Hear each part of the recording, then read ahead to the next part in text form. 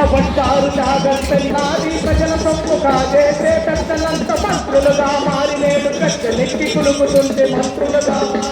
గద్దెనెక్కి కులుకుతుంటే ఈ న్యాయం ఈ ధర్మం కళ్ళు మూసుకున్నయా ఈ న్యాయం ఈ ధర్మం కళ్ళు మూసుకున్నయా దేశాన్ని దోచకోన్ని శిక్షించే దమ్ము లేదా దేశాన్ని దోచకోళ్ళగా